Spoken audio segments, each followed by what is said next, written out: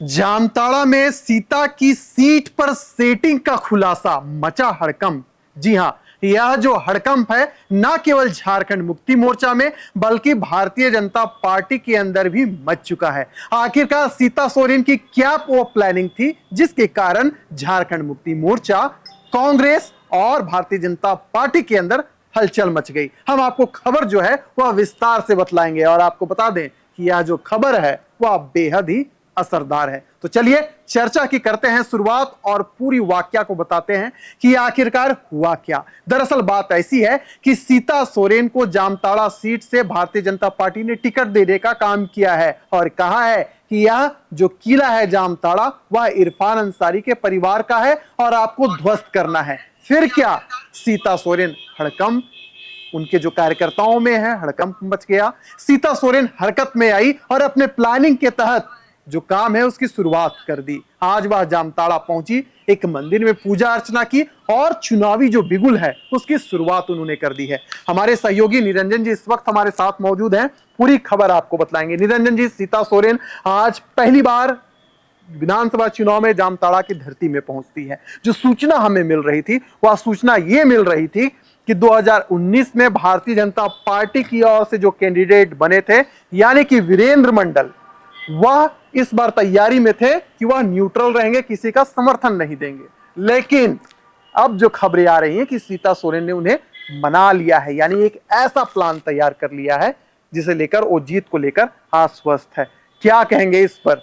देखिए, वीरेंद्र जो मंडल हैं जामताड़ा विधानसभा क्षेत्र में एक अपनी उनकी कुनबा है और इस बार ग्राउंड पर जाकर के अच्छी तैयारी थी उनकी और इस उम्मीद में बैठे हुए थे वो कि भारतीय जनता पार्टी जामताड़ा से मुझे प्रत्याशी बनाएगा।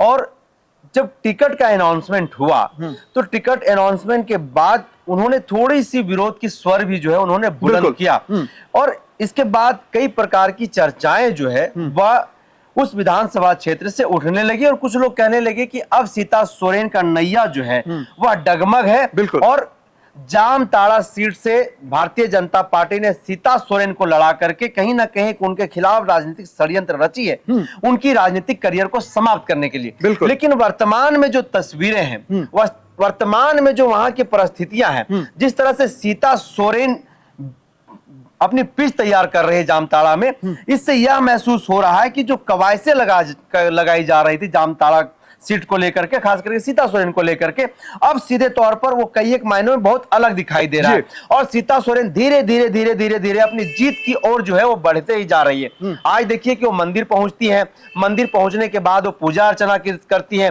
और उसके बाद फिर वो नॉमिनेशन के लिए निकलती है।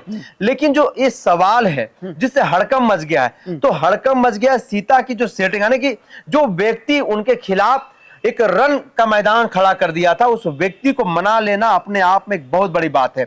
और भारतीय जनता पार्टी के जो कोर कार्यकर्ता है विशाल, वो उनकी जितनी गहराई तक पकड़ होती है वो दूसरे दलों से आए हुए जो नेता है भारतीय जनता पार्टी में, उनकी पूछ वहां पर नहीं होती है। तो कहीं ना कहीं वो जो जमीनी कार्यकर्ता है, उन कार्यकर्ताओं के बदौलत ही जो है वो नेता अपने आप को जीत का प्रबल दावेदार मानते हैं। और जिस तरह से उन्होंने वीरेंद्र जी को मनाया है, आज यह स्थिति वहां पर हो गई कि अब इरफान अंसारी को भी चुनौती देने वाली कोई झारखंड की शेरनी वहां पर आ गई है। और यह बातें कहा जा रहा है कि अब इरफान अंसारी भी इस सेटिंग में कहीं ना कहीं फंसते हुए, उलझते हुए दिखाई दे रहे हैं।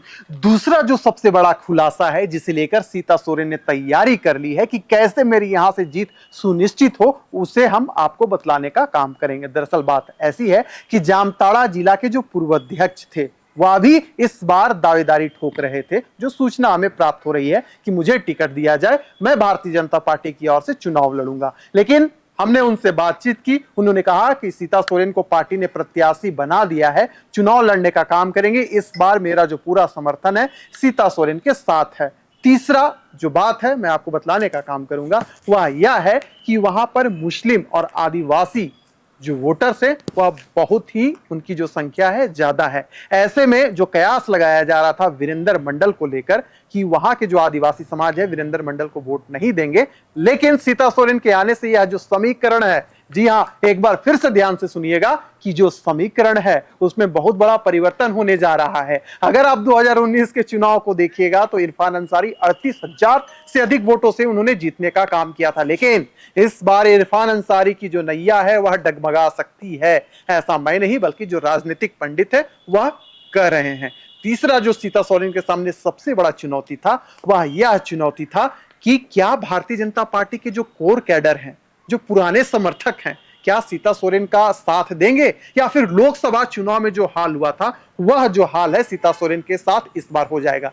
लेकिन इसमें भी एक बड़ा फैक्टर है और वह फैक्टर यह है कि भारतीय जनता पार्टी का जो शीर्ष नेतृत्व है और खास कर डीएल संतोष, उनका मंगलवार को झारखंड की धरती में आगमन हुआ था और जो कोर कैडर पार्टी से नाराज चल रहे थे, सीता सोरेन की एक्टिविटी से नाराज चल रहे थे, सभी को मना लिया गया है और उन्हें यह संदेश दिया गया है कि सभी एकजुट रहो, कभी अलग मत रहो। इस बार के चुनाव में देखो कि परिणाम क्या आता है। यानी कुल मिलाकर जो सीता सोरेन की गोटी है वह सेट हो चुकी है। अंतिम सवाल निरंजन जी आपसे मेरा यह रहेगा कि सीता सोरेन ने तो प्लानिंग कर लिया है, लेकिन इरफान अंसारी कहां चुप बैठने वाले, उनके पिता उनके साथ खड़े हैं और हो भी क्यों ना, क्योंकि देखिए जब से जो विष्णु जी थे वहां से 2005 और 9 में जीत कर आने का काम किए थे वो अब मौजूद नहीं है। उनकी बेटी भारतीय जनता पार्टी में ही शामिल है, भारतीय जनता पार्टी के लिए काम कर रही है। लेकिन इरफान अंसारी भी चुप बैठने वाले नहीं है, रणनीति के तहत काम हो रहा है। इरफान अंसारी लग चुके हैं। क्या है इरफान अंसारी की प्लानिंग सीता सोरेन को लेकर, ये जरा बतला दीजिए।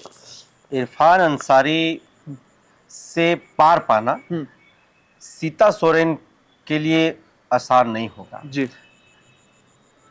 जो सीट से सीता सोरेन चुनाव लड़ रही है जामताड़ा, वह सीट कहीं ना कहीं इरफान अंसारी, उनके जो पिता थे फुरकान, उन लोगों के नाम से जो है वह विधानसभा जाना चाहता है और मुस्लिम बहुल्य वह एक विधानसभा क्षेत्र भी है।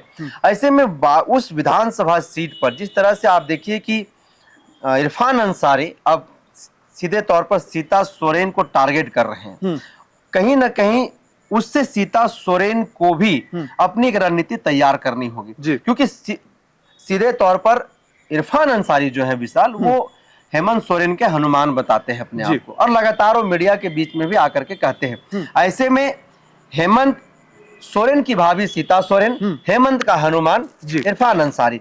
अब इरफान अंसारी जो हनुमान है, उस हनुमान की रणनीति से, उस हनुमान के चाणक्य से जीतने के लिए, उसके भेद को भेदने के लिए, उसके चक्रव्यूह को भेदने के लिए एक बेहतर जो है सीता सोरेन को एक रणनीति बनानी होगी। लेकिन वर्तमान परिस्थितियां ये कह रही है कि सीता सोरेन के पास ना तो वहां पर वैसी पीछ है और ना ही इरफान अंसारी की चक्रव्यूह को भेदने के लिए ऐसी उनके पास कोई रणनीति है।